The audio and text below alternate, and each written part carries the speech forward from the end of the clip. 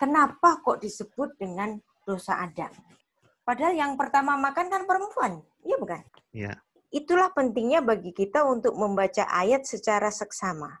Ilmu teologi itu bahwa dosa itu disebut sebagai dosa Adam, yaitu pada pernyataan Vayokal. Ini, pernyataan Vayokal ini. Kita lihat lagi kronologinya. Mengapa disebut dosa Adam? Mari kita renungi bahwa ketika Kejadian 2 ayat 16 sampai 17 itu suatu perintah yang diberikan Allah kepada Adam. Waktu itu istrinya sudah dibentuk belum? Belum. Jadi perintah ini diberikan kepada siapa? Diberikan kepada Adam. Maka ketika pelanggaran ini menjadi suatu masalah, yaitu ketika si laki-laki ini ikut memakan. Kalau kita baca lagi ya, kita baca seksama lagi. Fatere Haisyah. Dan dia melihat, perempuan itu melihat kitov haet lema akhal. Buah itu enak dan bisa dimakan. Enak dipandang, maka dia memakannya. Fatika, mengambil mipir dari buah itu. Nah, fatokal. Nah, fatokal. Nah, kata fatokal di sini adalah si perempuan itu makan. Tidak terjadi apa-apa. Berarti di sini kejadian yang dilakukan oleh Isyah itu suatu pelanggaran bukan? Oh, bisa jadi bukan. Bukan ya? Karena dia nggak tahu. Nah, ini menjadi masalah ketika Fatiten, ketika dia memberikan gamle Isyah juga kepada suaminya, Imah yang bersamanya. Nah, ini masalah. Vayokal. Vayokal, yang merah ini. Seandainya si perempuan ini, kita berandai-andai ya, si perempuan itu makan dari buah yang dilarang oleh Allah. Terus kemudian begitu Adam melihat istrinya makan, kemudian Adam mengoreksi istrinya. Hei, kamu nggak boleh makan itu. Tuhan melarang. Terjadi pelanggaran nggak? Enggak. Enggak. Apa yang menjadikan ini pelanggaran? Ketika suaminya ikut makan. Apa di sini? Vayokal. Sekarang Anda dapat mengerti kenapa dosa itu disebut sebagai dosa Adam, bukan dosa Hawa, bukan dosa perempuan. Apa ada kemungkinan itu, Bu? Hawa tidak ngasih tahu bahwa itu buah dari pengetahuan itu, ngasihkan aja, suruh makan gitu. Tentulah mungkin di sini pastilah ada satu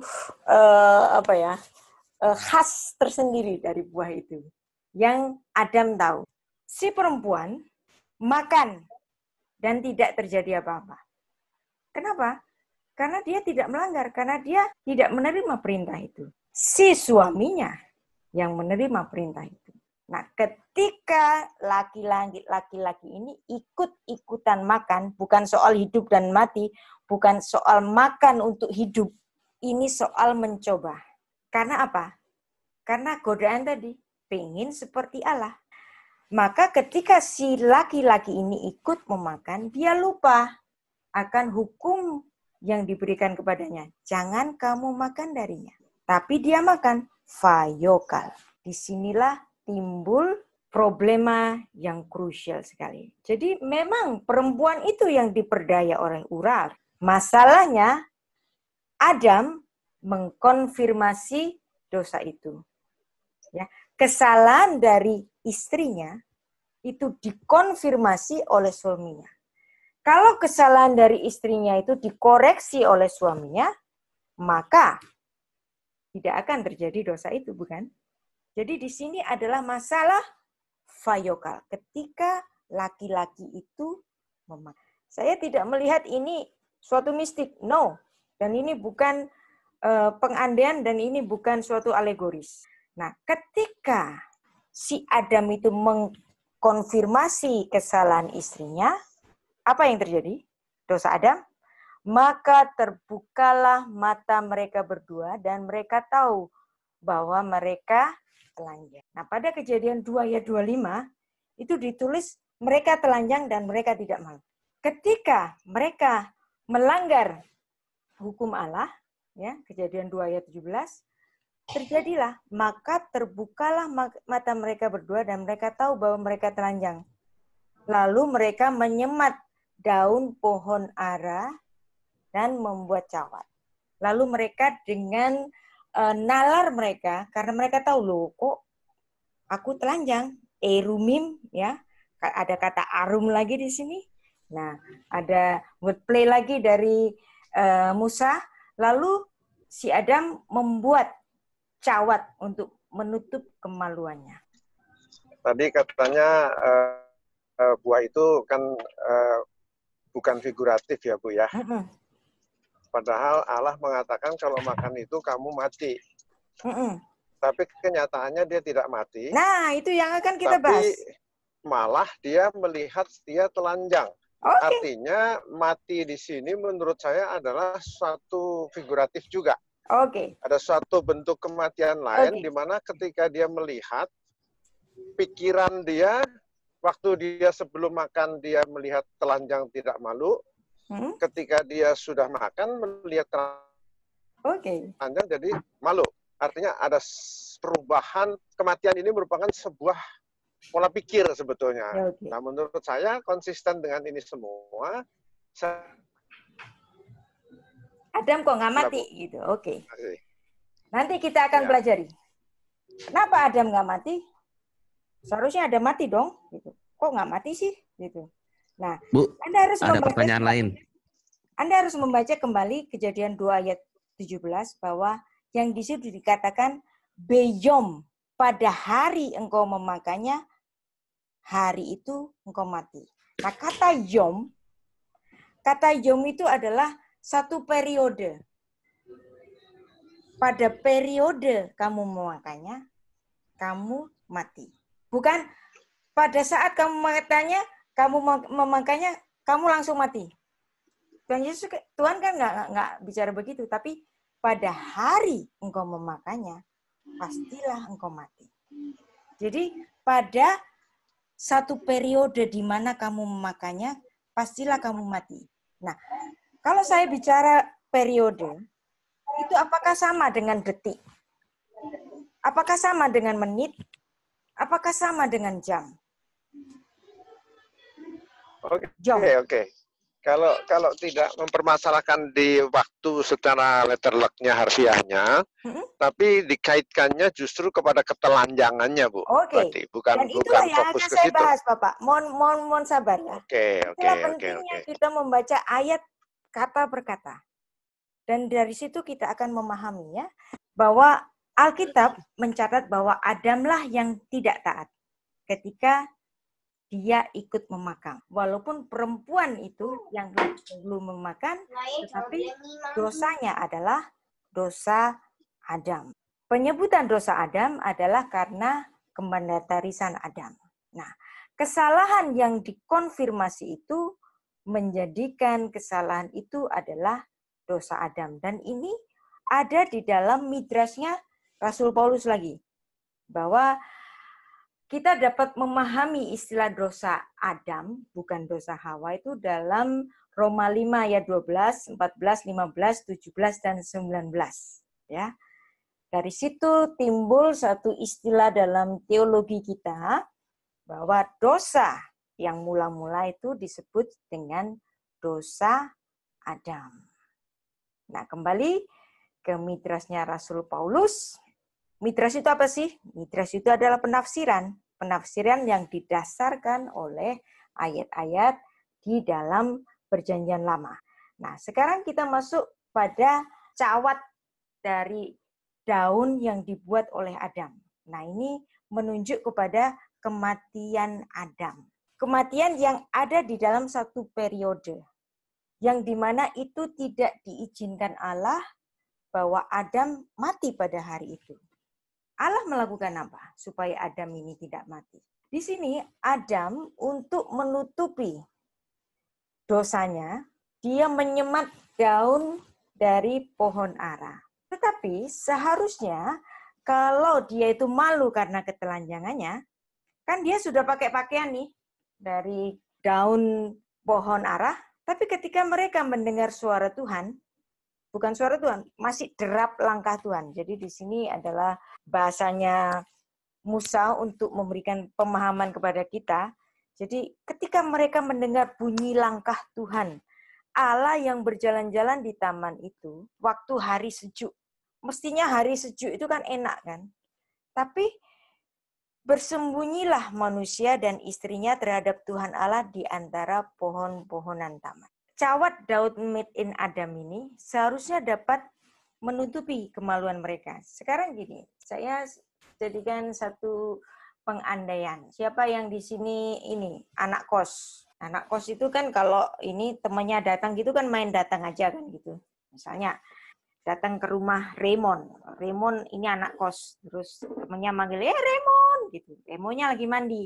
Si Raymondnya mau cepat-cepat ketemu temannya ini. Maka dia keluar dari kamar mandi dengan menutupi auratnya itu dengan handuk. Dan dia bisa berbicara enak dengan temannya itu dengan tutupan handuk tadi. Cukup kan sebenarnya? Harusnya si Adam kan demikian juga. Kalau dia sudah menutupi kemaluannya itu, seharusnya dia berani untuk bertemu dengan Tuhan.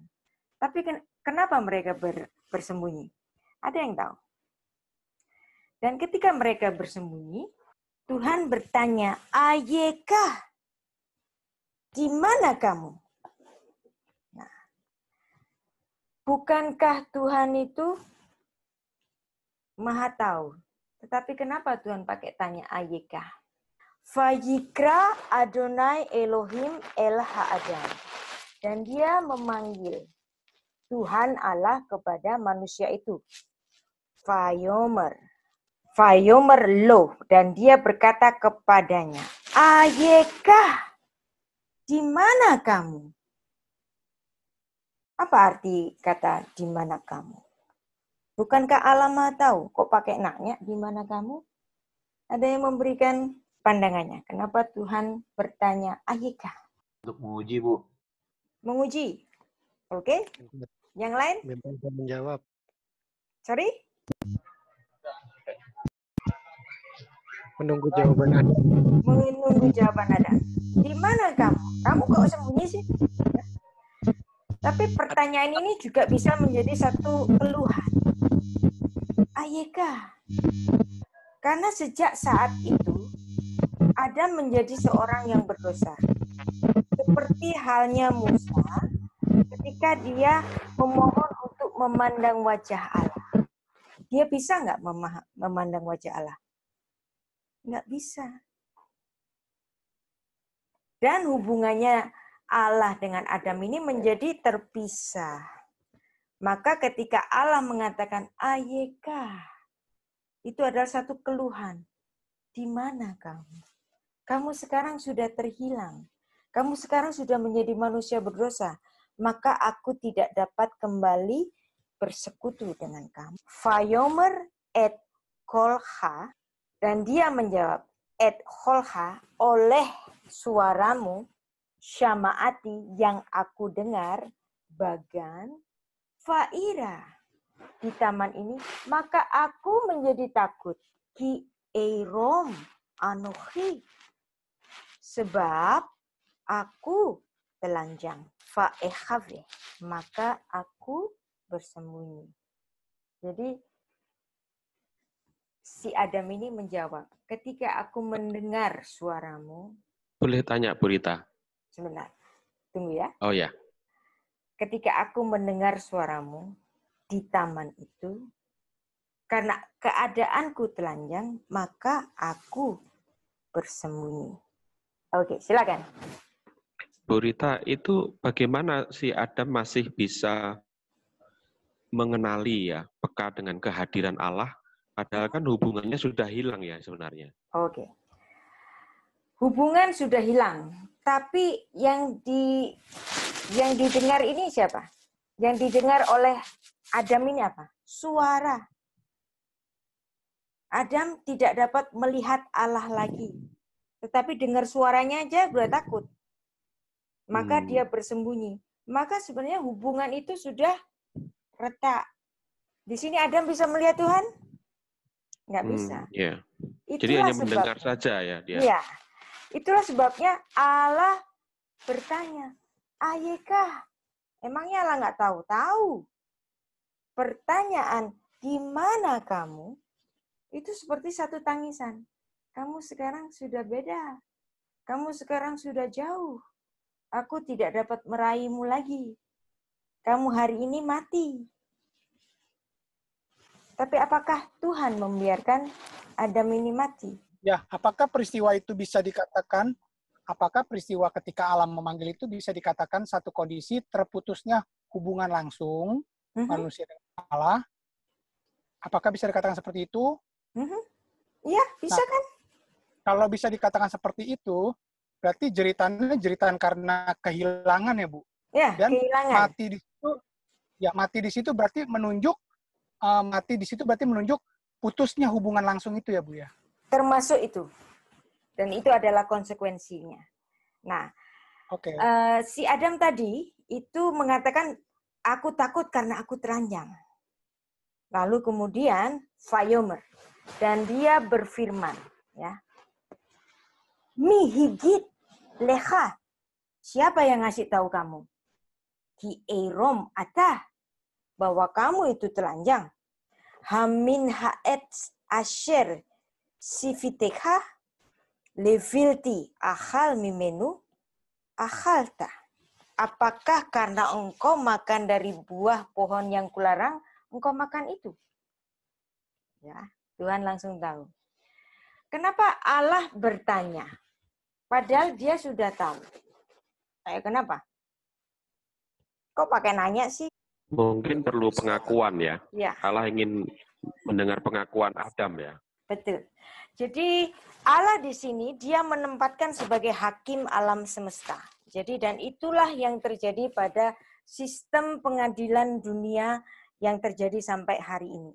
Walaupun hakim sudah tahu, sudah membaca BAP, sudah membaca laporan, tetapi dalam satu sidang hakim tetap bertanya, pernyataan dari si terdakwa itu, kamu itu kenapa? Dan inilah yang sedang digali oleh Tuhan untuk memberitahukan kepada kita bahwa itu adalah... Bu, boleh nanya dulu nggak? Silakan. Nah, ketika Adam dipanggil oleh Allah, dan Adam hanya bisa mengenali suara Allah, dan tidak bisa melihat Allah seperti semula sebelum kejatuhannya, apakah ini ada kaitannya dengan yang tertulis di Perjanjian Baru, bahwa di situ dikatakan tidak ada seorang manusia pun yang melihat Allah? Ya. Apakah ada kaitannya? Ada dong, ya. Ada kaitannya. Berarti di situ dikonfirmasi dengan Musa yang tidak dapat melihat wajah Tuhan, bukan? Oh, berarti di situ awal mulanya, Ibu ya, bahwa manusia tidak lagi bisa melihat Allah. Tidak dapat, ya. Kan dengar suara saja. Nah, Bu, ada tanya lain nyambung itu, Bu. Oke, silakan. Harusnya kan berarti seperti tokoh seperti Henokh, bagaimana dia bisa dikatakan bergaul dengan Allah? Kan bergaul. Dia tidak bisa. Nah, bergaul dengan Allah itu bahasa Ibraninya hithalech, berjalan bersama Allah, walking around with God.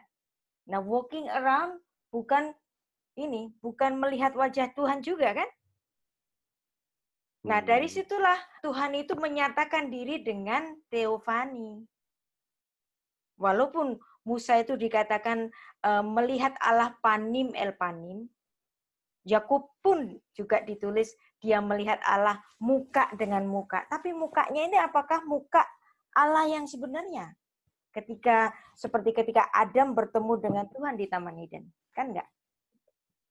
Ya, itu hanya dalam batasan teofani. Dan itu nanti mengenai bahasan teofani ini nanti kita bahas pada Kejadian pasal 4 ya. Nah, saya nggak bahas terlalu banyak tentang teofani ini. Bisa nggak dikatakan berarti sebenarnya Henokh juga orang beriman ya, selain Abraham atau mendahului Abraham? Ya, tetapi itu dia dijadikan sebagai satu bentuk tipologi bagi nanti Yesus Kristus yang terangkat ke surga. Jadi kan Perjanjian Lama dan Perjanjian Baru itu selalu ada tipologi dan antitype. Dan ini pun kita sedang belajar tentang tipologi dan antitype. Nah, pertanyaan yang sedang Anda ajukan di sini itu adalah suatu pertanyaan yang terlalu jauh dari kejadian pasal 3 ini.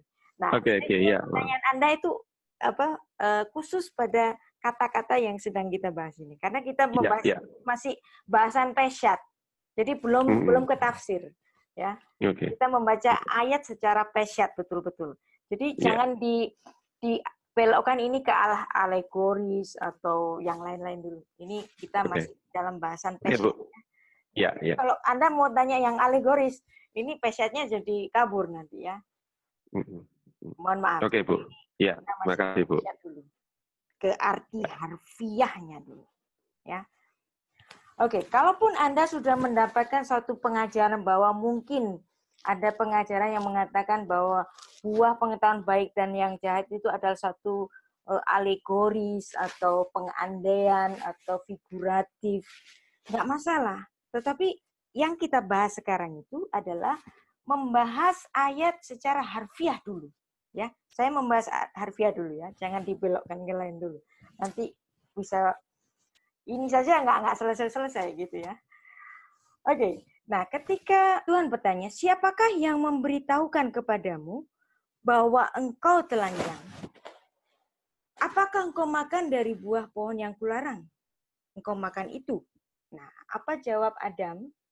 Nah, dosa melahirkan dosa. Vayomer ha-Adam. Ha-Isyah asher natata imadi, perempuan yang engkau berikan di sampingku, imadi, hi natahli, dia yang memberikannya kepadaku. Min haetz, dari pohon itu. Fa, maka aku memakannya. Fa, oke. Maka aku memakannya. Dan di sini ya, kita masih bahas harfiah dulu ya. Si Adam itu ketika ditanya, kamu makan dari buah yang kularang itu ya. Nah, Adam ini membela dirinya dengan mengatakan, perempuan yang kau tempatkan di sisiku, dialah yang memberi kepadaku, maka aku makan. Nah, sepertinya Adam menyalahkan istrinya. Tapi sesungguhnya apa di sini? Adam menyalahkan Tuhan. Menyalahkan Tuhan. Asher natata imadi. Ya, perempuan yang kau tempatkan di sisiku. Wah, sepertinya nyalain perempuan. Tapi sebenarnya menyalahkan Allah. Jangan-jangan nyalain dua-duanya, Bu. Bisa. Nah, ini adalah ilustrasinya. Perempuan itu yang kau tempatkan di sisiku. Wow. Terus si perempuan nggak mau kalah ya. Terus dia ngomong, ular itu yang memberdayakan aku. Ya. Hanahash hisyani. Ya. Ular itu yang memperdaya aku. Fa'okel, maka aku makan. Nah, ya. Kemudian kutukan datang kepada ular. Nah, disinilah ular dikutuk. Ya. Karena engkau berbuat demikian, terkutuklah engkau. Arur atah. Jelas sekali ya. Si ular ini dikutuk oleh Tuhan. Arur atah. Di antara segala ternak dan di antara binatang hutan, dengan perutmu lah engkau akan menjalar dan debu tanahlah yang kau makan seumur hidup. Jadi berjalan dengan perut itu merupakan ekses dari kutukan Allah kepada ular itu. Ya kan? Jadi bentuk ini apakah bentuk semula dari ular? Mungkin enggak. Bukan. Tidak. Barangkali dulu ularnya punya kaki dan dia cantik sekali. Kita nggak tahu. Ya. Ini adalah keadaan yang dimana dia sudah Apa? Sudah dikutuk. Sudah dikutuk. Ya. Bu, tapi kan yang salah sebenarnya iblis bukan ular, Bu. Ya. Kenapa ular yang dikutuk? Nanti kita akan belajar itu. Di kitab Kejadian memang tidak dikatakan bahwa ular itu adalah iblis. Tetapi nanti ya dari pemahaman-pemahaman dari Yudaik bahwa ular tua itu adalah iblis.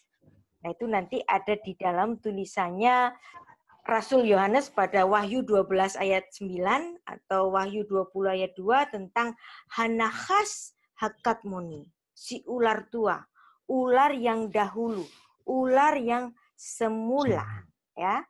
Jadi ular itu siapa sih? Nah, Rasul Yohanes itu memberitahu kepada kita, ya, dan naga besar, si ular tua, dia adalah iblis atau setan. Ya, di sini Rasul Yohanes mengajarkan kepada kita dari pemahaman Yudaiknya bahwa ular itu adalah iblis. Ya, atau iblis yang merasuki ular. Ya, dari Wahyu 12 ayat 9 tadi atau Wahyu 20 ayat 2.